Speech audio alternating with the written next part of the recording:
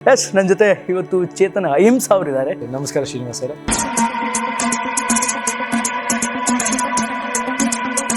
ಚೇತನ್ ಅಹಿಂಸಾ ಅವರು ಹುಟ್ಟಿದ್ದೆಲ್ಲಿ? ನಾನು ಹುಟ್ಟಿ ಬೆಳೆದಿದ್ದು ಓದಿದ್ದು 18 ವರ್ಷ ಅಮೆರಿಕದಲ್ಲಿ ಶಿಕಾಗೋನಲ್ಲಿ. ಮೂಲತಃ ನಿಮ್ಮ ಪೂರ್ವಿಕರು ಎಲ್ಲಿಯವರು? ಕರ್ನಾಟಕದಲ್ಲಿ. ಮುತ್ತಾತ ಮಿರ್ಜಾ ಇಸ್ಮಾಯಿಲ್ ಕೆಳಗೆ ಹೆಲ್ತ್ ಇನ್ಸ್ಪೆಕ್ಟರ್ ಆಗಿದ್ರು ಇದರಲ್ಲಿ ಮೈಸೂರಿನಲ್ಲಿ. ಅಹಿಂಸಾ ಅನ್ನೋ ಪದ ಬಂದಿದೆ ಹೆಂಗೆ? ಒಂದು ವಿಚಾರದ ಮುಖಾಂತರ, ಹೋರಾಟ ಸಂಘಟನೆಗಳ ಮುಖಾಂತರ ಪರಿವರ್ತನೆ ಅನ್ನೋದು ಏನು ಅದನ್ನ ನಾನು ಅಹಿಂಸಾ ಅಂತ ವ್ಯಾಖ್ಯಾನಿಸ್ತೀನಿ. Can you say me what is the difference between ahimsa? ಅಹಿಂಸೆ ಸ್ವಲ್ಪ ವ್ಯತ್ಯಾಸಗಳಿದೆ. ಗಾಂಧಿಗಿರುವಂತಹ ಅಹಿಂಸೆ, ಗಾಂಧಿ ಒಂದ್ ಸ್ವಲ್ಪ ಮಹಾವೀರನ ವಿಚಾರದಲ್ಲಿ ಇನ್ಸ್ಪೈರ್ ಆಗಿರ್ಬೋದು. ಬುದ್ಧ, ಬಸವ, ಅಂಬೇಡ್ಕರ್ ಅವರ ಅಹಿಂಸೆ. ಮಹಾವೀರನ್ಗೂ ಬುದ್ಧನ್ಗೂ ಅಂದ್ರೆ in point of view of Ambedkar, Buddhism is flexible. ಬುದ್ಧಂದು ಒಂದ್ ಸ್ವಲ್ಪ ಬೇರೆದು. ಅಂಬೇಡ್ಕರ್ ಬುದ್ಧಿಸಮ್ ಅನ್ನು ಅಕ್ಸೆಪ್ಟ್ ಮಾಡಿಲ್ಲ ಅಂತ ನನ್ನ ವ್ಯಾಖ್ಯಾನದ ಪ್ರಕಾರ ಅವ್ರೇನ್ ಹೇಳ್ತಾರೆ ಅಂದ್ರೆ, ಅಲ್ಲ, ಈಗ ಸತ್ಯವನ್ನ ಇಂಟರ್ಪ್ರಿಟೇಷನ್ ಅಂತ ವರ್ಡಿಂಗ್ ಮಾಡೋದು ಎಷ್ಟು ಮಟ್ಟಿಗೆ ಸರಿ ಅಂತ ನನ್ನ ಪ್ರಕಾರ equal society through justice and rationality. ಅಂದ್ರೆ ಬುದ್ಧಿಸಮ್ ಫಾಲೋ ಮಾಡೋರೆಲ್ಲ ನವಯಾನನೇ ಫಾಲೋ ಮಾಡಬೇಕು, ಮಾಡಬೇಕು ಅಂತ ಏನಿಲ್ಲ. ಆದ್ರೆ ಅಂಬೇಡ್ಕರ್ ಅವರು ಇಸ್ಲಾಮನ್ನು ವಿರೋಧಿಸ್ತಾ ಇದ್ರು ಅನ್ನುವಂತಹ ಮಾತುಕತೆಗಳಿದೆ. ಅನೇಕ ಪುಸ್ತಕಗಳಲ್ಲಿ ಬರ್ಕೊಂಡಿದ್ದಾರೆ. ಅದನ್ನ ಇಸ್ಲಾಮನ್ನು ಸ್ವೀಕಾರ ಮಾಡ್ತೀನಿ ಅಂತ ಹೇಳ್ತಾರೆ. ತಂದೆ ಪೆರಿಯಾರ್ ಅವರಿಗೆ ಒಂದು ಕಾಗದ ಬರೀತಾರೆ, ನಾನು ಇವಾಗ ಇಸ್ಲಾಮಿಗೆ ಮತಾಂತರ ಆಗಬೇಕು ಅಂತ ಪ್ಲಾನ್ ಮಾಡ್ತಾ ಇದ್ದೀನಿ.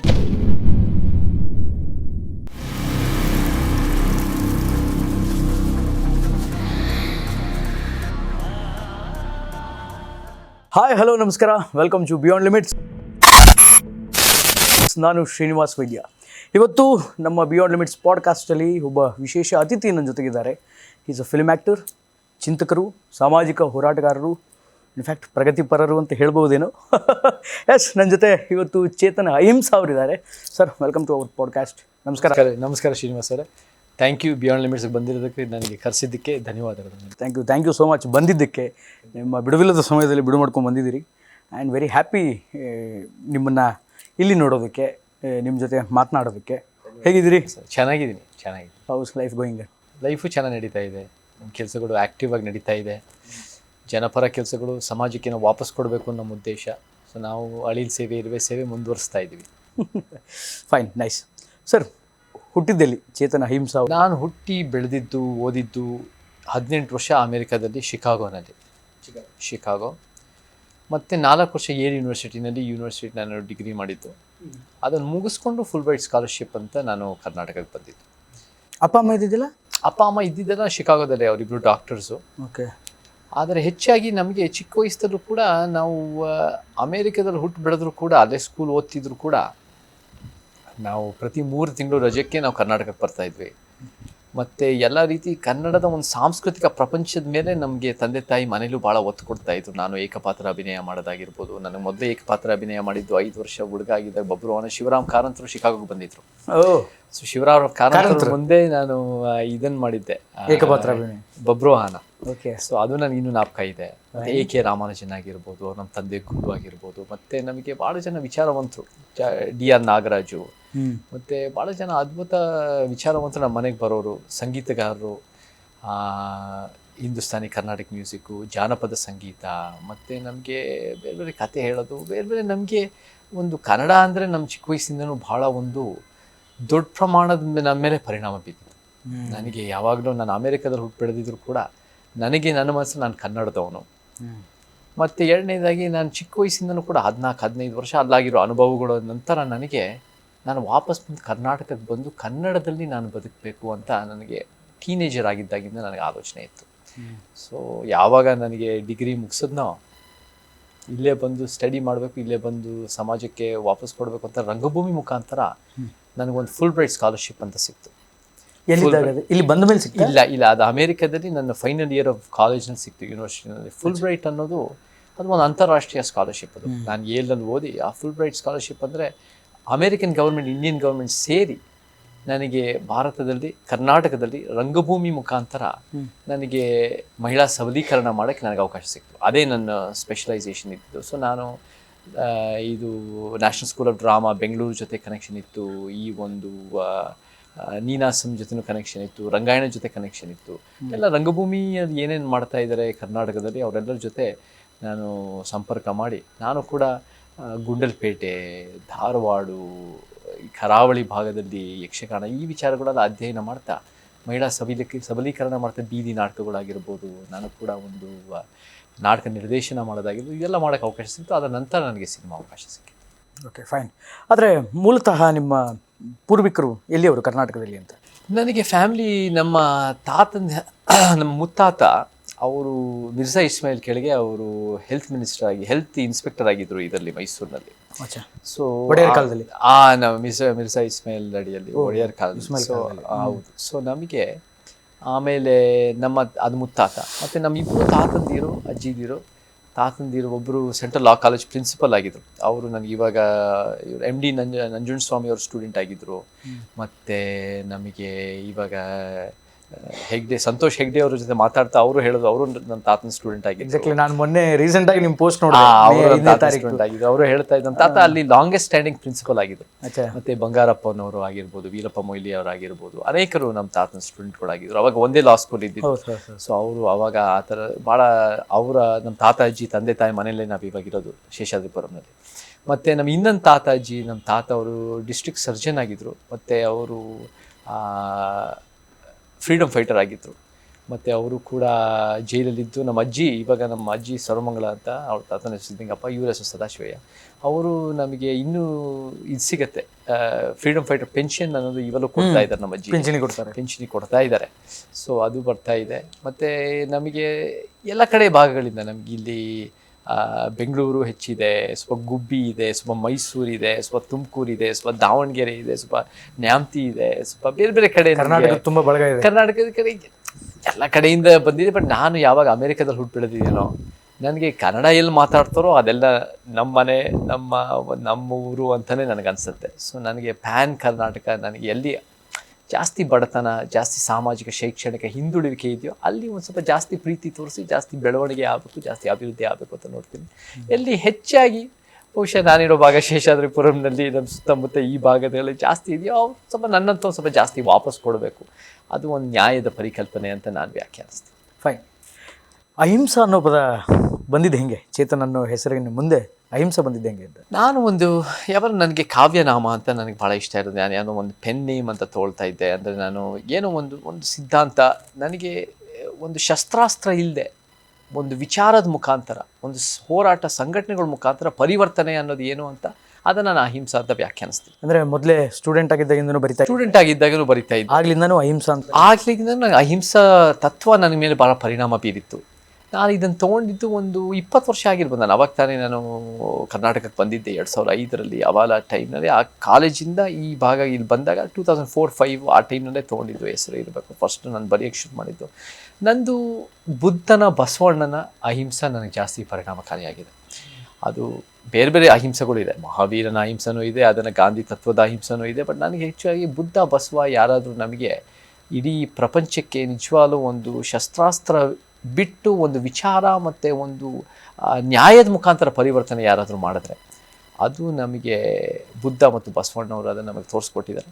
ಬಾಬಾ ಸಾಹೇಬ್ರ ತಂದೆ ಪೆರಿಯಾರು, ಇಂಥವ್ರು ಜ್ಯೋತಿಬಾ ಫುಲೆ, ಕುವೆಂಪು ಅವರು ಅಂಥವರೆಲ್ಲ ಅದನ್ನು ಮುಂದುವರಿಸಿದ್ದಾರೆ. ಸೊ ಆ ಅಹಿಂಸಾ ನನಗೆ ಇವತ್ತಿನ ದಿನ ಅಗತ್ಯ ಇದೆ ಅನ್ನೋದು ನನ್ನ ಭಾವನೆ. Can you say me that what is the difference between ಅಹಿಂಸೆ, ಗಾಂಧಿಗಿರುವಂಥ ಅಹಿಂಸೆ, ಬುದ್ಧ, ಬಸವ, ಅಂಬೇಡ್ಕರ್ ಅವರ ಅಹಿಂಸೆ? ನಾನು ಅದನ್ನು ಯೋಚಿಸ್ತಾ ಇದ್ದೆ. ಮಹಾವೀರನಿಗೂ ಬುದ್ಧನಿಗೂ ಅಹಿಂಸೆ ಸ್ವಲ್ಪ ವ್ಯತ್ಯಾಸಗಳಿದೆ.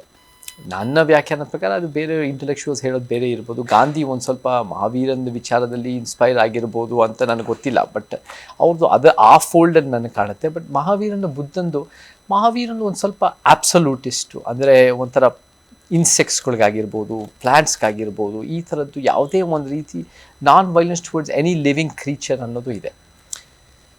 ಬುದ್ಧಂದು ಒಂದು ಸ್ವಲ್ಪ ಬೇರೆದು. ಬುದ್ಧಂದು ಇಸ್ ಮೋರ್ ಪ್ರಾಕ್ಟಿಕಲ್ ಅಂತ ಪದ ಬಳಸೋದಕ್ಕಿಂತ ಅದು ಮೋರ್ ಫ್ಲೆಕ್ಸಿಬಲ್ ಅಂತ ಹೇಳ್ಬೋದು. ಒಂದು ನಮ್ಯತೆ ಇದೆ. ಹೆಂಗೆ? ಇವತ್ತು ಬುದ್ಧ ಸಂಪೂರ್ಣವಾಗಿ ನಮಗೆ ಮಾಂಸ ತಿನ್ನಲೇಬೇಡಿ ಅಂತ ಹೇಳಲ್ಲ. ನನ್ನ ವ್ಯಾಖ್ಯಾನದ ಪ್ರಕಾರ ಅವ್ರೇನು ಹೇಳ್ತಾರೆ ಅಂದರೆ, ಎಲ್ಲಾದರೂ ಹೋದರೆ, ಯಾರ್ದಾರು ಮನೆಗೆ ಹೋದರೆ ನೀವು ಮಾಂಸ ತಿನ್ನೋಕ್ಕೋಸ್ಕರ ಹೋಗಬೇಡಿ. ನೀವು ಬರ್ತಾ ಇದ್ದಾರೆ ಅಂತ ನೀವು ಮಾಡೋದಲ್ಲ. ಅವ್ರು ಹೇಗಿದ್ರು ಮಾಡ್ತಾಯಿದ್ರು, ನೀವು ಹೇಗಿದ್ರು ಹೋಗಿದ್ದೀರ, ಅದು ಏನಿದೆಯೋ ಅದನ್ನು ತಿನ್ಕೊಂಬನ್ನಿ.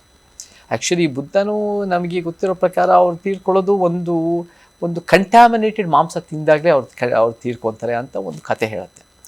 So it is not an absolute form, it's a form of kind of non violence that is compassionate. ದಯವೇ ಧರ್ಮದ ಮೂಲವಯ್ಯ ಅಂತ ಬಸವಣ್ಣವ್ರು ಹೇಳ್ತಾರೆ. ಆ ದಯೆ ಬೇಕು. ಬಟ್ ಆ ದಯದಿಂದ ನಾವು ಒಂದು ರೀತಿ ಬಾಬಾ ಸಾಹೇಬರು ಕೂಡ ಎಲ್ಲ ಧರ್ಮಗಳನ್ನು ಇನ್ವೆಸ್ಟಿಗೇಟ್ ಮಾಡ್ತಾ ಇದ್ದಾಗ ನಾವು ಯಾವ ಧರ್ಮ ನಮಗೆ ಭಾಳ ಯಾವ ಧರ್ಮಕ್ಕೆ ಹೋದರೆ ಅಥವಾ ಧರ್ಮ ನಮಗೆ ಇನ್ಸ್ಪೈರ್ ಆದರೆ ಉತ್ತಮವಾದಾಗ ಜೈನ ಧರ್ಮನೂ ನೋಡ್ತಾರೆ. ಜೈನ ಧರ್ಮದಲ್ಲೂ ಬುದ್ಧ ಮಹಾವೀರ ಅವರ ಕಾಲಘಟ್ಟದಲ್ಲಿ ಅವ್ರ ಸಮಕಾಲೀನರು ಅವರಿಬ್ಬರು ಕೂಡ ಒಂದೇ ಕಡೆ ಭೇಟಿ ಮಾಡ್ತಾರೆ ಅಂತಲೂ ಹೇಳ್ತಾರೆ ಅದು ಕಥೆಗಳಲ್ಲಿ. ಬಟ್ ಆ ಜೈನ ಧರ್ಮ ಇಸ್ ಲಿಟಲ್ ಬಿಟ್ ಎಕ್ಸ್ಟ್ರೀಮ್. ಅದನ್ನು ಎಷ್ಟು ಮಟ್ಟಿಗೆ ಅದನ್ನು ಪಾಲಿಸ್ಬೋದು ಜನ ಅಂತ ಒಂದು ಸ್ವಲ್ಪ ಬಾಬಾ ಸಾಹೇಬರು ಅದನ್ನು ಸ್ವಲ್ಪ ಹಿಂಜರಿತಾರೆ. ಬಟ್ ಬುದ್ಧ ಧರ್ಮ ಅದು ಕಾಂಟೆಕ್ಸ್ಟ್ ತಕ್ಕಂತೆ, ಅದು ಸಮಾಜ ಬದಲಾಗೋ ತಕ್ಕಂತೆ, ಅದು ಒಂದು 20ನೇ ಶತಮಾನ ತಕ್ಕಂತೆ 21ನೇ ಶತಮಾನ ತಕ್ಕಂತೆ ಅದನ್ನು ಕಾರ್ಯರೂಪಕ್ಕೆ ತರಕ್ಕೆ ಇನ್ನೂ ಇಟ್ಸ್ ಮೋರ್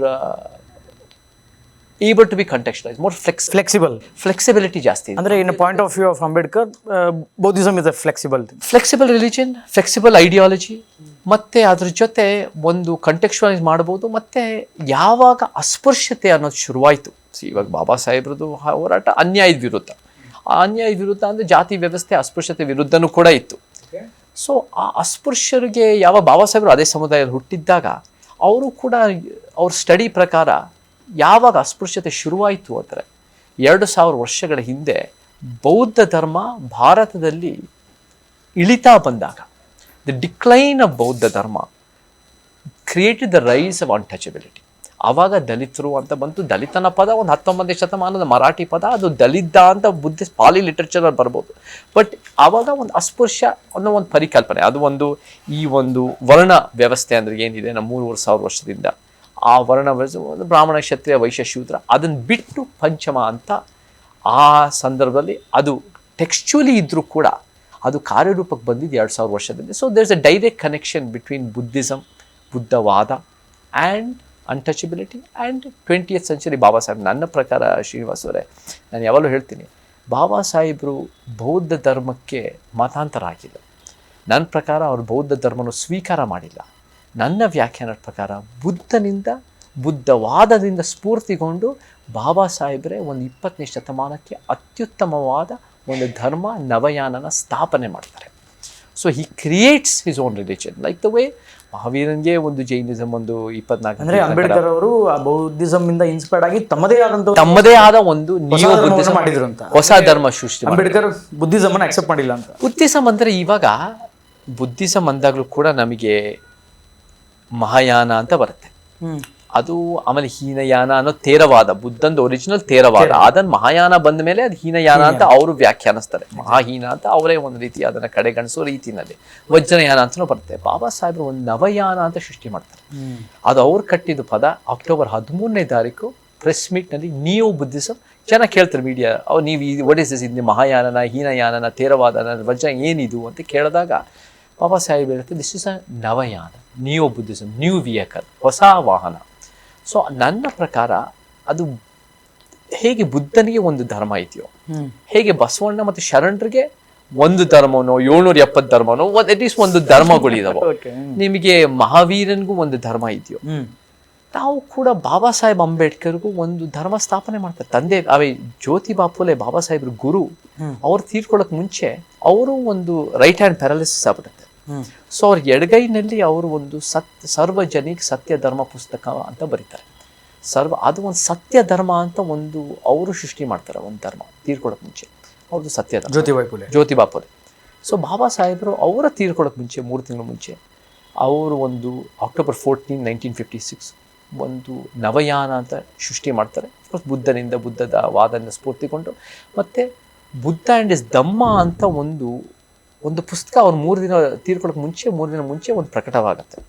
ಸೊ ಅದು ಕೂಡ is the doctrinal basis, textual basis for Navayana. ಅದರಲ್ಲೂ ಕೂಡ ಬಾಬಾ ಸಾಹೇಬರು ಬುದ್ಧನ ನೋಡೋ ದೃಷ್ಟಿಕೋನನೇ ಬೇರೆ. ಒಂದು ಶಾಕ್ಯ ಕ್ಲಾನಿಂದ ನೋಡ್ತಾರೆ ಬುದ್ಧ. ನಾವು ಈ ಕತೆ ಕೇಳಿರ್ತೀವಿ, ಬುದ್ಧನ ಕತೆ, ಹೇಗೆ ಅವರು ರಾಜರಾಗಿರ್ತಾರೆ, ರಾಜನ ಮಗ ಆಗ್ಬಿಟ್ಟು ಆಮೇಲೆ ಒಂದ್ಸರಿ ಆಚೆ ಹೋದಾಗ ಅವರಿಗೆ ಎಲ್ಲ ರೀತಿ ಸರ್ವಸಂಗ ಪರಿತ್ಯಾಗ ಆಗತ್ತೆ, ಅವ್ರಿಗೊಂದು ಅರಿವು ಬರುತ್ತೆ. ಇದು ಬೇರೆ ಥರ ಕತೆ. ನೀವು ಅದನ್ನು ಓದಿದ್ರೆ ಬುದ್ಧ ಆ್ಯಂಡ್ ಇಸ್ ಧಮ್ಮನಲ್ಲಿ ರೋಹಿಣಿ ನದಿ ಅಂತ ಒಂದು ನದಿ ಬರುತ್ತೆ. ಅಂದ್ರೆ according to you people this is not a truth, ಇದು ಸತ್ಯ ಅಲ್ವಾ? ಸತ್ಯ ಸುಳ್ಳು ಅನ್ನೋಕ್ಕಿಂತ ದಿಸ್ ಇಸ್ ಇಂಟರ್ಪ್ರಿಟೇಷನ್. ಅದೇಂಗಾಗುತ್ತೆ? ಇಂಟರ್ಪ್ರಿಟೇಷನ್ ಅಂದ್ರೆ ಯಾವ ದೃಷ್ಟಿಕೋನದಿಂದ ನೋಡ್ತೀರ? ಅಲ್ಲ, ಈಗ ಸತ್ಯವನ್ನ ಇಂಟರ್ಪ್ರಿಟೇಷನ್ ಅಂತ ವರ್ಡಿಂಗ್ ಮಾಡೋದು ಎಷ್ಟು ಮಟ್ಟಿಗೆ ಸರಿ ಅಂತ. ಬಾಬಾ ಸಾಹೇಬರು ಅವರ ಕಾಲಘಟ್ಟದಲ್ಲಿ ಒಂದು ನವಯಾನಕ್ಕೆ ಒಂದು ಟೆಕ್ಸ್ಚುವಲ್ ಬೇಸಿಸ್ ಬರಬೇಕು ಅನ್ನೋ ಕಾರಣಕ್ಕೆ ಅವರು ಒಂದು ಬುದ್ಧ ಇಸ್ ಧಮ್ಮ ಬರೀತಾರೆ. ಅವರ ಒಂದು ಬೇಸಿಸ್ನಲ್ಲಿ ಆ ಬುದ್ಧ ಇಸ್ ಧಮ್ಮ ಈ ಒಂದು ಕಥೆಗಿಂತ ರೋಹಿಣಿ ನದಿ ಅಂತ ಒಂದು ನದಿ ಬರುತ್ತೆ. ಆ ನದಿ ನಡುವೆ ಘರ್ಷಣೆ ಆದಾಗ ಬೇರೆ ಬೇರೆ ಸಮುದಾಯಗಳು ಗುಂಪುಗಳು ನಡುವೆ ಈ ಸಂಘರ್ಷ ಆದಾಗ ಬುದ್ಧ ಅದನ್ನು ಬಿಟ್ಟು ಬರಬೇಕಾಗತ್ತೆ, ಕಾಡಿಗೆ ಹೋಗ್ಬೇಕಾಗತ್ತೆ. So it is a different interpretation. And ಆ ಇಂಟರ್ಪ್ರಿಟೇಷನ್ ಅವರ ದೃಷ್ಟಿನಲ್ಲಿ ಅವ್ರು ಇವತ್ತಿನ ದಿನ ಅವರು ಇಲ್ಲ, ಬಟ್ ಅವರ ದೃಷ್ಟಿಕೋನದಲ್ಲಿ ನಾನು ಯಾವಾಗಲೂ ಹೇಳ್ತೀನಿ, ನಾವು ಬುದ್ಧನ 2,500 ವರ್ಷದ ಬುದ್ಧನ ಅರ್ಥ ಮಾಡ್ಕೋಬೇಕು ಅಂದರೆ ಬಾಬಾ ಸಾಹೇಬ್ರ ದೃಷ್ಟಿಕೋನನೇ ನೋಡಬೇಕು. We must seem through the eyes of Ambedkar. So Ambedkar ಕಣ್ಣಲ್ಲಿ ಇಟ್ ಆಧುನೀಕರಿಸ್ಬೇಕು. ಯಾಕಂದರೆ 2,500 ವರ್ಷಗಳಿಂದ ನಮಗೆ ಎಷ್ಟೋ ಒಂದು ರೀತಿ variations, changes, interpretation differences, mixing, moulding ಬೇರೆ ಬೇರೆ ನಡೆಯುತ್ತೆ. ಬಟ್ ಅಂಬೇಡ್ಕರ್ ದೃಷ್ಟಿಕೋನ is a present a modern interpretation, definition. ನೋಡಿ ಶ್ರೀನಿವಾಸ್ ಅವರೇ, ಪ್ರತಿಯೊಂದು ನಿಂತಿರೋದು ಇಂಟರ್ಪ್ರಿಟೇಷನ್ ಮೇಲೆ. ನಾನು ಇವತ್ತಿನ ದಿನ ಬುದ್ಧ ಬಸವ ಅಂಬೇಡ್ಕರ್, ಪೆರಿಯಾರ್, ಪುಲೆ, ಕುವೆಂಪು ಅಂತ ಹೇಳ್ತೀನಿ. ಏನದು ಬುದ್ಧ ಬಸವ ಅಂಬೇಡ್ಕರ್, ಪೆರಿಯಾರ್, ಪುಲೆ, ಕುವೆಂಪು ವ್ಯಕ್ತಿಗಳು ಅಂತ ಹೇಳ್ಬೋದು. ನಾನು ಅದನ್ನು ಹೆಂಗೆ ನೋಡ್ತೀನಿ ಅಂದರೆ ಒಂದು ಸಮಾಜದ ವ್ಯಾಖ್ಯಾನ. It is a egalitarian society based on equality and justice. ಅದೇ ನನ್ನ ಪ್ರಕಾರ ಸಂವಿಧಾನ ಹೇಳ ಮಿಕ್ಸರ್ ಆಫ್ ಐಡಿಯಾಲಜೀಸ್.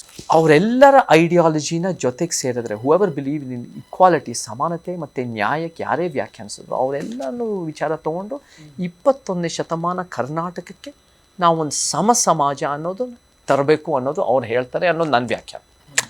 ಇವಾಗ ಅವ್ರು ಯಾರೂ ಬದುಕಿಲ್ಲ, ಅವರ ವ್ಯಾಖ್ಯಾನ ಕೇಳಿಸ್ಕೊಳಕ್ಕಾಗಲ್ಲ, ಅವ್ರ ವ್ಯಾಖ್ಯಾನ ಇವತ್ತು ಹೇಳೋಕ್ಕಾಗಲ್ಲ.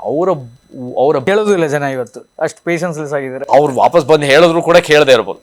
ಬಟ್ ಇವತ್ತಿನ ನಾವು ಏನೇ ಇದ್ರೂ ಅವರನ್ನು ಗೌರವಿಸ್ತೀವಿ. 2 ಮಾತಿಲ್ಲ, ನಾವು ಬುದ್ಧನ ಗೌರವಿಸ್ತೀವಿ, ನಾವು ಬಸವ ಶರಣನ ಗೌರವಿಸ್ತೀವಿ, ನಾವು ಬಾಬಾ ಸಾಹೇಬ್ನ ಗೌರವಿಸ್ತೀವಿ. But what is Buddha, what is Baba Saheb, what is Basava Sharana? ಅದೇ ನಾನು ಹೇಳೋದು. ನನ್ನ ಪ್ರಕಾರ equal society through justice and rationality. And Ambedkar ಅವರು ಈ ಒಂದು ಹೊಸ ಧರ್ಮವನ್ನು ಸ್ಥಾಪನೆ ಮಾಡ್ತಾರೆ, ಅಂದರೆ ಇನ್ ಬುದ್ಧಿಸಮಲ್ಲೇ, ಅಂದರೆ ಅದರ ಒಂದು ಹೊಸ ಯುಗವನ್ನು ಪ್ರಾರಂಭ ಮಾಡಲಿಕ್ಕೆ ಅಂತ ಹೊರಡ್ತಾರೆ. ಈಗ ಬುದ್ಧ ಅಂದ ತಕ್ಷಣ ಬೇಸಿಕಲಿ ನಮಗೆ ನೆನಪಾಗೋದು ಏನು ಅಂತಂದರೆ ಆತ ಒಬ್ಬ ಸರ್ವಸಂಗ ಪರಿತ್ಯಾಗಿ, ತ್ಯಾಗವನ್ನು ಬಿಡಬೇಕು, ಆಸೆಯನ್ನು ಬಿಡಬೇಕು ಅಂತ ಬುದ್ಧನ ಮಹಾತತ್ವ ಅದು. ಅಂದರೆ ಎಲ್ಲವನ್ನು ಬಿಟ್ಟವನು ಬುದ್ಧ ಆಗಬಲ್ಲ ಅನ್ನುವಂಥ ಒಂದು ಡೆಫಿನಿಷನ್ ಇದೆ. ನಂಗೆ ಗೊತ್ತಿಲ್ಲ ಅಂಬೇಡ್ಕರ್ ಅದನ್ನು ಎಷ್ಟರ ಮಟ್ಟಿಗೆ ಅಕ್ಸೆಪ್ಟ್ ಮಾಡಿದ್ರೂ ಇಲ್ವೋ ಅಂತ ಗೊತ್ತಿಲ್ಲ.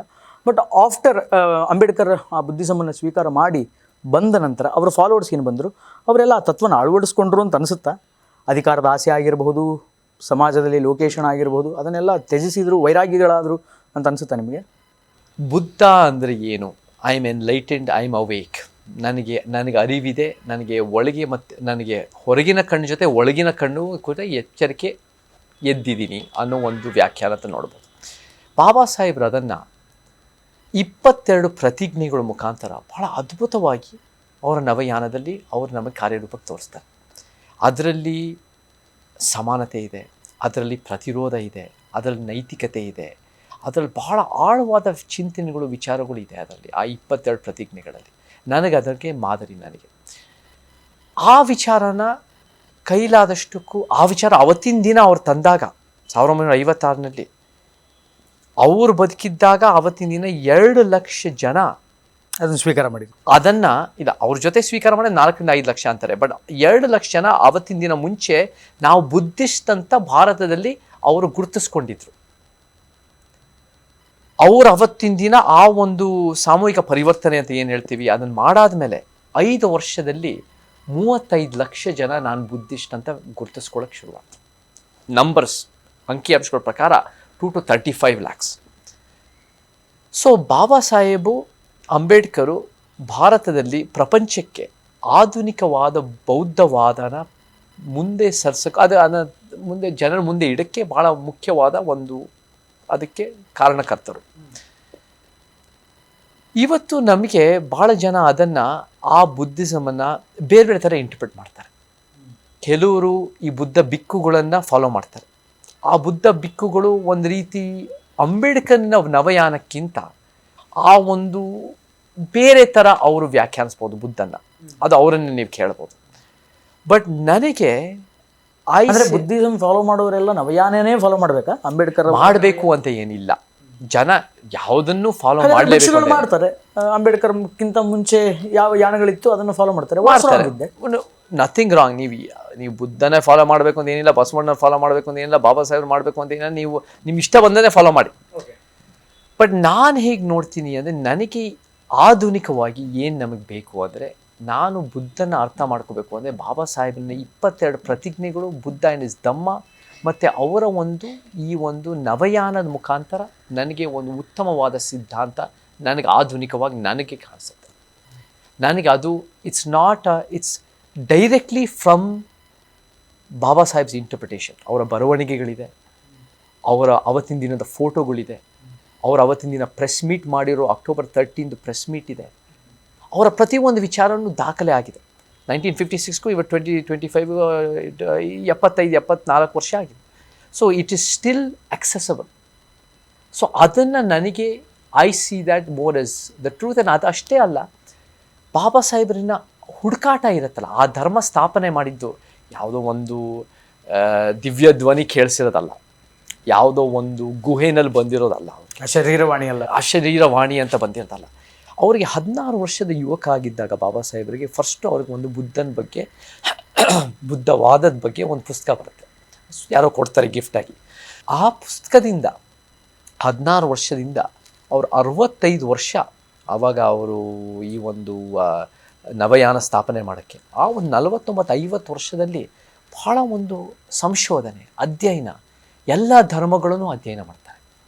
ಅವರಿಗೆ ಒಂದು ಕಾಲದಲ್ಲಿ ಅವರು ಇಸ್ಲಾಮಿಗೂ ನಾನು ಸಾಮೂಹಿಕ ಪರಿವರ್ತನೆ ಆಗಬೇಕು ಅಂತ ಒಂದು ಆಲೋಚನೆ ಇರುತ್ತೆ. ತಂದೆ ಪೆರಿಯಾರ್ಗೆ ಒಂದು ಕಾಗದ ಬರೀತಾರೆ, ನಾನು ಚಿಕ್ಕ ವಯಸ್ಸಿನ ನಾನು ಇಸ್ಲಾಮಿಗೆ ತಂದೆ ಪೆರಿಯಾರ ಪ್ರಸ್ತಾಪ ಮಾಡ್ತಾರೆ. ಮತ್ತು ಕೆಲವು ಇಸ್ಲಾಮನ್ನು ವಿರೋಧಿಸ್ತಾ ಇದ್ರು ಅನ್ನುವಂತಹ ಮಾತುಕತೆಗಳಿದೆ. ನಮಗೆ ಅನೇಕ ಪುಸ್ತಕಗಳಲ್ಲಿ ಬರ್ಕೊಂಡಿದ್ದಾರೆ. ಅದರಲ್ಲೂ ಧಾರ್ಮಿಕವಾಗಿ ದೇಶ ವಿಭಜನೆಯಾದಾಗ ಅವ್ರಿಗೆ ಇರೋದೇ ಬೇಡ ಅಂತ ಹೇಳಿದ್ದಾರೆ. ಅಂಡ್ ಹೌ ಕ್ಯಾನ್ ಅಂಬೇಡ್ಕರ್ ಅದನ್ನ ಇಸ್ಲಾಮನ್ನು ಸ್ವೀಕಾರ ಮಾಡ್ತೀನಿ ಅಂತ ಹೇಳ್ತಾರೆ. ಇವಾಗ ಒಂದು ವ್ಯಕ್ತಿ, ನೀವು ಬಸವಣ್ಣವರ ಅರ್ಲಿ ವಚನಗಳಿಗೂ ಅವ್ರ ಲೇಟರ್ ವಚನಗಳಿಗೂ ಒಂದು ಎವಲ್ಯೂಷನ್ ನಮಗೆ ಕಾಣುತ್ತೆ. ಯಾವುದೇ ವ್ಯಕ್ತಿ ನಮಗೆ ಎವಲ್ಯೂಷನ್ ಕಾಣುತ್ತೆ. Baba Saheb younger versus Baba Saheb older ಅನ್ನೋದು ಕೂಡ ಒಂದು ಎವಲ್ಯೂಷನ್ ಕಾಣುತ್ತೆ. ಚಿಕ್ಕ ವಯಸ್ಸಿನಲ್ಲಿ ಏನಾಗುತ್ತೆ ಅಂದರೆ, ಒಂದು ಬಿಸಿ ರಕ್ತ ಇರುತ್ತೆ, ನಾನು ಕೂಡ ಈ ಒಂದು ಅನ್ಯಾಯದ ವಿರುದ್ಧ ಗಟ್ಟಿಯಾಗಿ ವಿರೋಧ ಮಾಡಬೇಕು ಅಂತ ಒಂದು ಹೋರಾಟ ಕಿಚ್ಚಿದ್ರೂ ಇರ್ಬೋದು. ಸೊ ಅವ್ರೇನು ಮಾಡ್ತಾರೆ ಅಂತ, ನನಗೆ ತಂದೆ ಪೆರಿಯಾರವ್ರಿಗೆ ಒಂದು ಕಾಗದ ಬರೀತಾರೆ, ನಾನು ಇವಾಗ ಇಸ್ಲಾಮಿಗೆ ನಾನು ಮತಾಂತರ ಆಗಬೇಕು ಅಂತ ಪ್ಲ್ಯಾನ್ ಮಾಡ್ತಾ ಇದ್ದೀನಿ ಅಂತ ತಂದೆ ಪೆರಿಯಾರ ಪ್ರಸ್ತಾಪ ಮಾಡ್ತಾರೆ. ಪೆರಿಯಾರ್ ಅದನ್ನ response, it must be in the 30s ಅಂತ ನನ್ನ guess. But it could be Periyar ಅವ್ರಿಗೆ ಎಷ್ಟಿತ್ತು? ಪೆರಿಯಾರ್ಗೂ ವಯಸ್ಸಾಗಿದೆ. ಪೆರಿಯಾರ್ಗೆ ಅಷ್ಟೊತ್ತಿಗಾಗಲೇ ಭಾಳ ವಯಸ್ಸಾಗಿರುತ್ತೆ. ಅವರು 74 ಅಂದಾಗ ಅವರು 94 ಆಗಿರ್ತಾರೆ ಅಂದರೆ he must be at least 50 years. But ನಮಗೆ 50-55 ಮೇ ಬಿ ಅವರು.